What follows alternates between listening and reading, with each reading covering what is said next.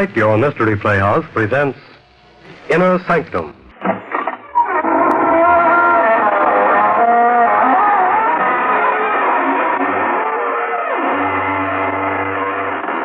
Good evening, friends of the Inner Sanctum. This is your host inviting you in through the squeaking door. I just left a friend of mine. He runs an all-night billiard academy near the cemetery. As after midnight, he uncovers the ghoul tables. But no rough stuff in his place. No, he settles all arguments by arbitration. Simply lifts a shroud and points out they haven't a leg to stand on. Believes the old motto that a fiend in need is a fiend indeed.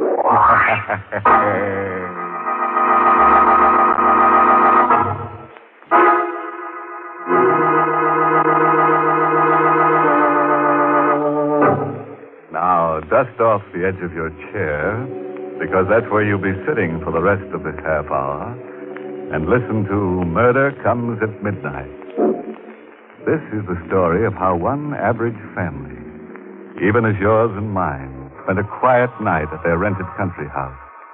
A night of terror. As I said, the Cannings were just an average family. Harry was 29 and worked as a sound engineer for a broadcasting studio in the city.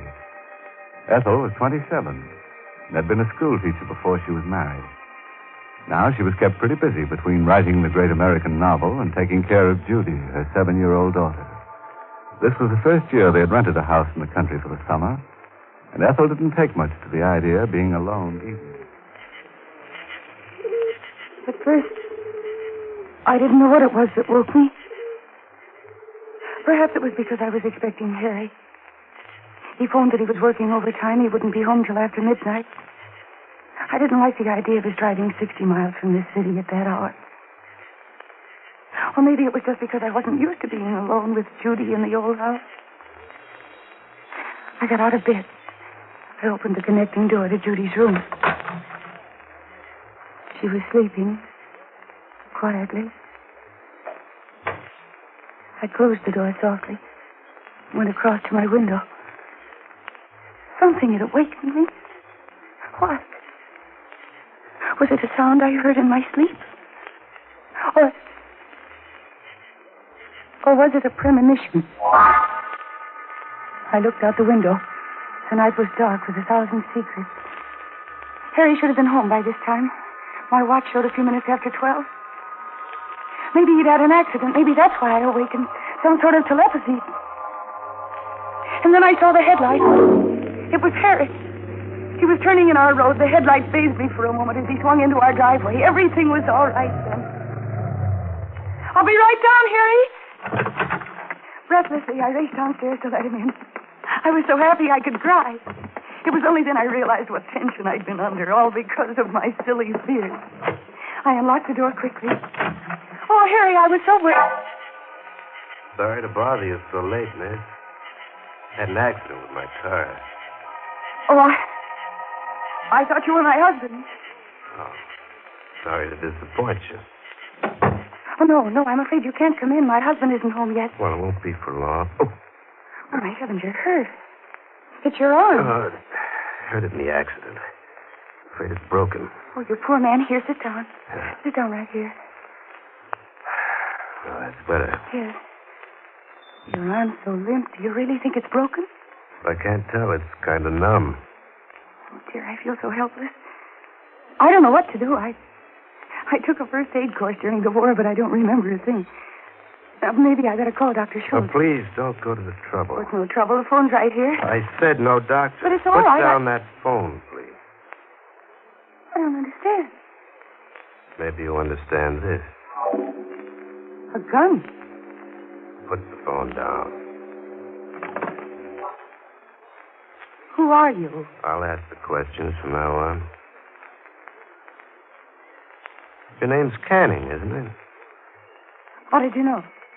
Name's on the door, isn't it? Oh. What kind of phone is that? What do you mean? Party line? No, it's a private one. Can you dial, or do you have to ask the operator for the number? No, you just dial. Good. Push the phone over here to this side of the table. Whom are you going to call? The phone, please. You better get out of here before my husband comes home.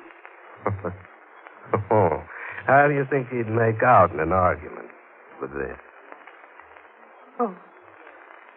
The phone. Thank you. Now step back a little. That's good. Good. I have to put this gun down while I make my call. This arm of mine. But you understand that I can pick it up faster than you could reach it from there, don't you? Yes, I understand. I see. We'll get along all right. Oh, operator, get me Plaza 99970. Yeah, hurry, please. Oh, this is 864. Please. After your phone call, you get out. Before my husband comes home. He's late already. You wouldn't turn an injured man out of your house in the middle of the night. Oh, hello, Linda. That's right.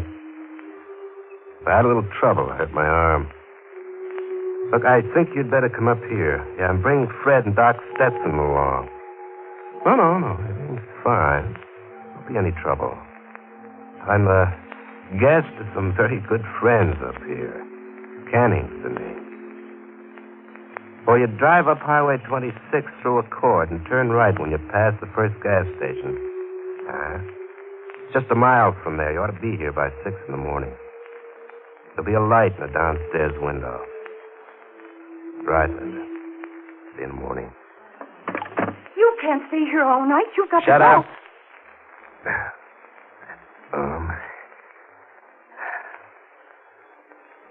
What's that over there? Radio? Yes. Pretty big. It's a sending and receiving set. Harry built it himself. He's a radio engineer. Can you get shortwave police calls? Yes? Turn it on. But I don't... Turn it on. No. Well, getting brave, huh? I don't think you'd dare to shoot me. It would be murder. They'd send you to the chair. Now you get out of here. You call your friends and tell them to meet you someplace else. Now there, I've opened the door. Now get out. Worried about your husband, aren't you?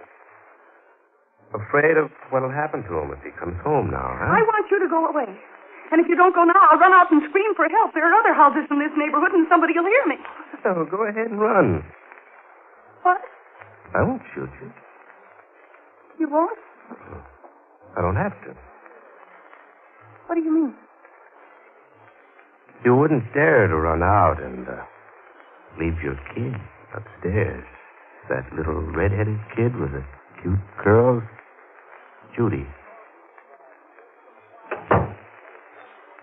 How do you know I have a daughter? Easy. The doll carriage over there. How do you know she has red curls? Maybe I guessed it. And her name, too? Turn on that radio. All right.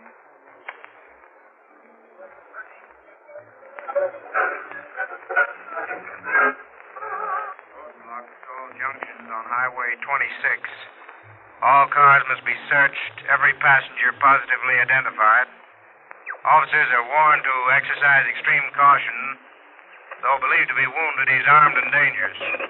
I will repeat, Arnie Bishop, known as the Gentleman Killer, escaped from custody on board the Allegheny Limited at 11 o'clock while being escorted to the death house at the state prison. He's thought to be heading north in the direction Turn of it the off. Ford.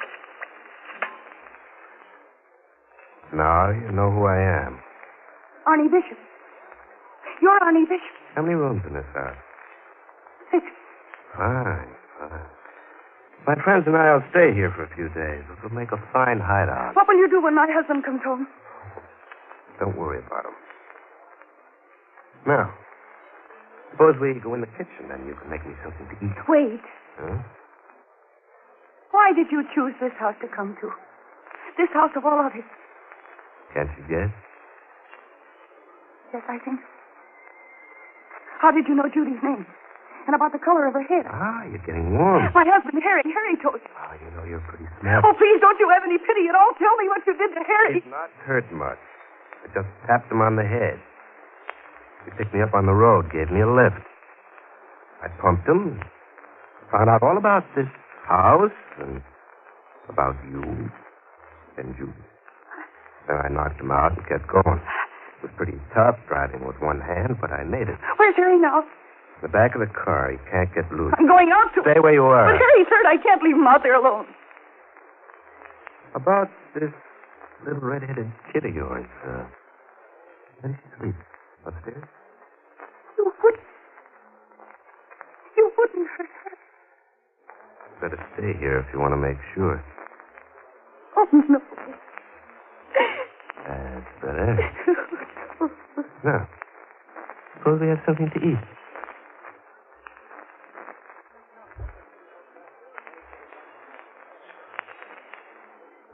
Now let's return to the little white shingled house on the hill, where Ethel Canning is entertaining her uninvited guest, Arnie Bishop.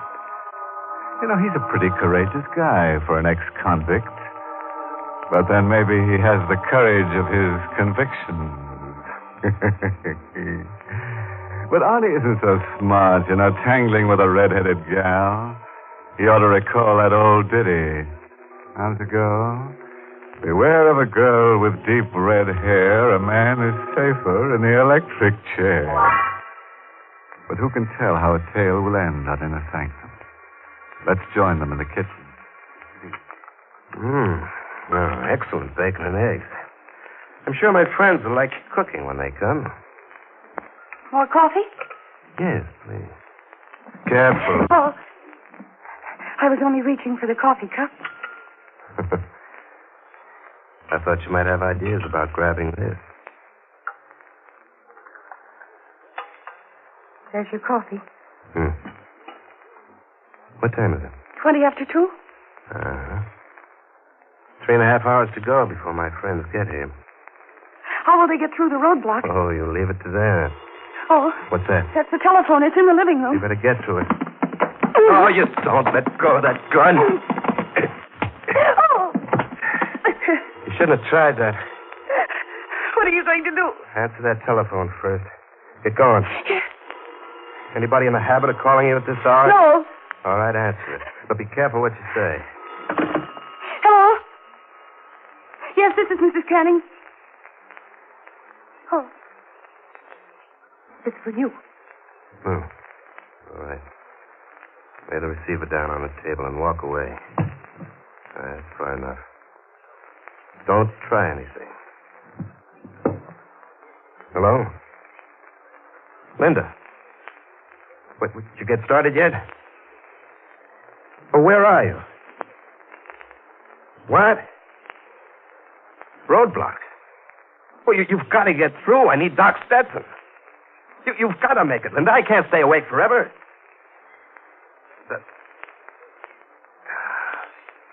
All right. Do your best. Call me back later. Oh. What's the matter, Mr. Bishop? Are your friends falling down on you? Shut up. I've got to think. Oh, you don't have anything to worry about, Mr. Bishop.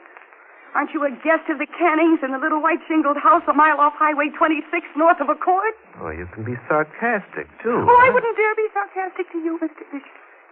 Especially when you have that gun. And with my husband unconscious in the car, and you threatening to harm my child. Oh, no. No, you still hold all the cards, Mr. Bishop, and you're such a big, strong, brave man. What are you trying to do? Get me mad enough to kill you? Aren't you going to kill me anyway? What makes you think that? Because you're a killer by instinct, Mr. Bishop. It's easier for you to kill than to do anything else. I wonder why you didn't murder my husband instead of just knocking him out. Was it because you thought you might need him?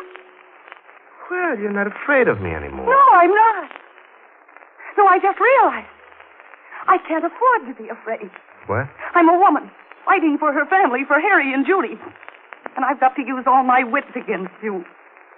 I can't afford to be afraid. You've got some scheme in that crazy little brain of yours. Yes, Mr. Bishop, I have. I think I found the chink in your armor. You're a coward. Me? Yes, you. You're the one who's afraid now. Your friends aren't coming. You have a wound in your arm that needs treatment, and you know you can't trust me.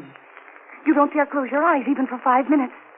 And you may have to stay here for several days. How do you like the prospect of staying awake night and day, watching me every minute of the time, afraid that you might drop off to sleep at any minute?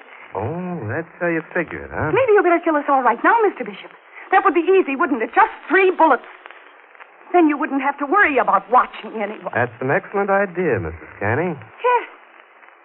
But then you'd have other things to worry about. Such as? This is Saturday morning.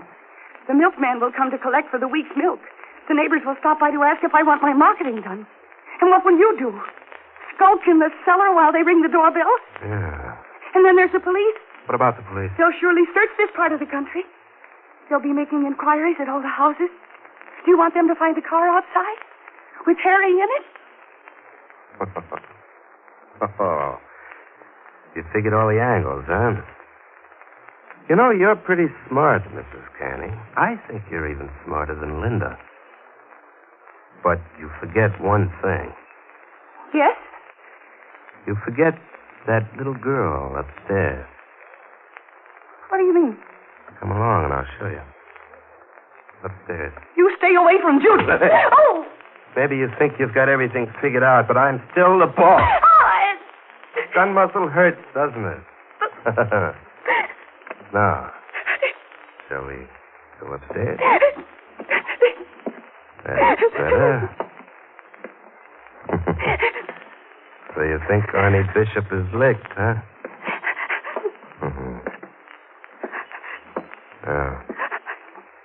Which is Judy's room? What are you going to do to her? Which is Judy's room?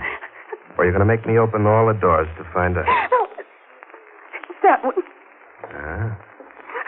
All right, let's go in. So you first, Mrs. I Canning. warn you, if you hurt You Judy... first, Mrs. Canning. Please don't wake her.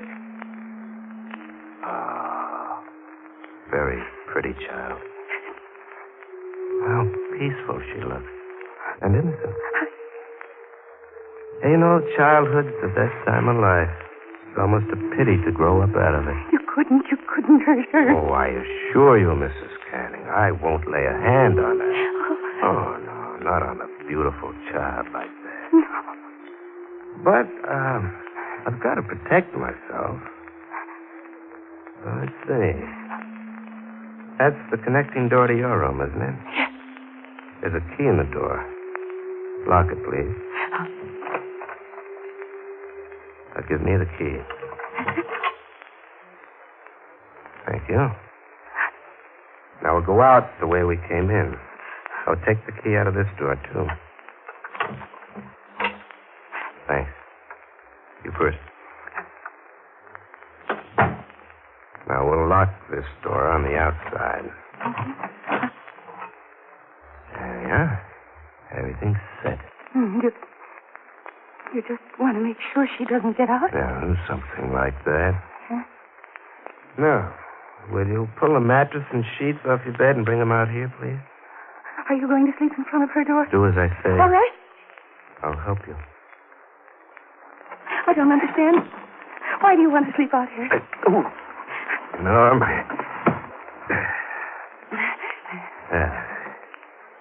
Everything just the way I want it.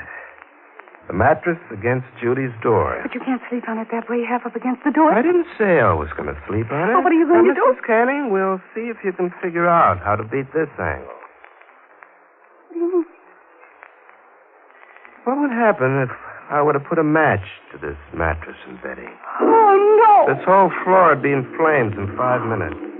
With both doors locked, Judy wouldn't have much of a chance, would she? No! Still think Arnie Bishop is licked, Mrs. Canning? You were right about one thing, Mrs. Canning. I am in a corner. With this bum arm, I've got no chance of running if the police come. So if they do, and if I'm cornered, I'll set a match to this mattress and fight them off till the whole house is just a bunch of rubble with Judy in it. You understand me thoroughly, Mrs. Canning. Yes. So it's up to you to see that the police don't come. You're going to lie for me, Mrs. Canning, and you're going to cheat for me, and you're going to kill for me if necessary, because I always have a match ready. Now, do you still feel like trying any tricks? I'll do whatever you say. like it. Now, the first thing you're to do, go downstairs and run that car into the garage. Get it out of the way. But don't touch your husband. Don't even look in the back of the car. I'll be watching, understand? Yes. Glad we understand each other at last. Let's go.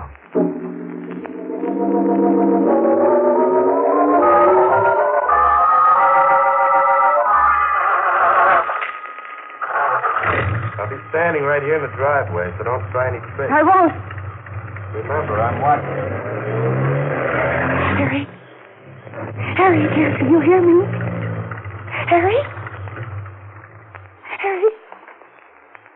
Oh, he's still unconscious. There's blood on his head. Mrs. Canning. Yes, I'm coming.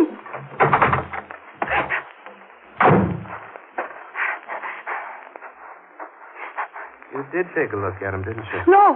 All right. No. All right, come inside. Beautiful night, isn't it? It'll be morning soon. What time is it? Almost 6. The milkman should be here soon. Oh, well, here's where you start lying for me. After you, madam.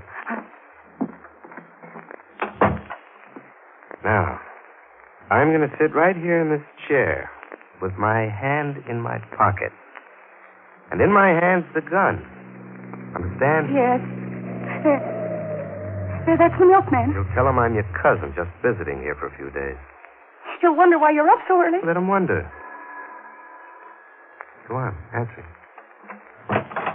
Good morning, Mrs. Canning. I'm the new milkman on the route. Hope I didn't wake you up.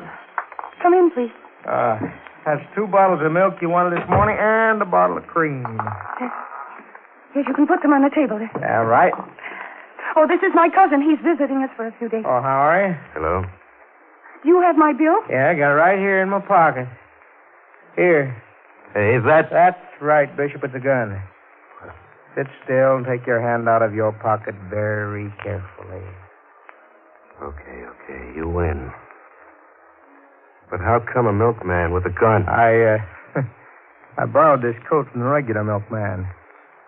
I'm Sergeant Wright, State Police. What? Thank heaven. State Police. How did you know I was here? Mrs. Canning told us. She? Well, how? I didn't let her out of my sight. She broadcast it to us. Broadcast? Yes. Over this set, Mr. Bishop. Remember the speech I made you? You didn't know what had come over me. I was really talking to the state police over the short wave. Don't you remember I told you that this was a sending and receiving set, that my husband built it? And when I turned off the short wave signals, I turned the switch to sending. And then I just hoped my message would get through.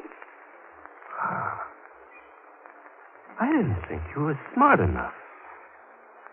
And I thought I had you scared stiff. You looked like the kind who would scare easy. Oh, I am, Mr. Bishop, I am. But I warned you. This was a time when I couldn't afford to be scared.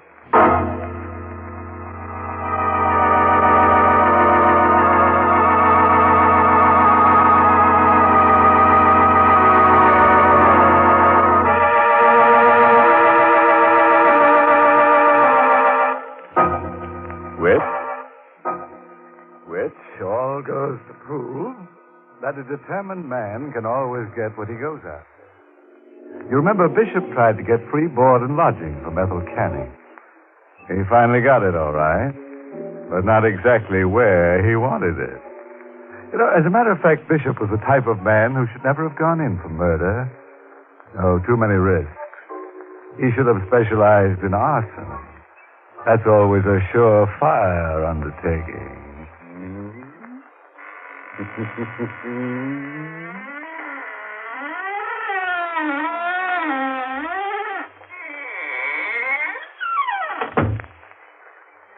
That was your host, Raymond Edward Johnson, closing the door on Inner Sanctum, tonight's performance in the Mystery Playhouse. It's late, Creep, so good night. Sleep tight.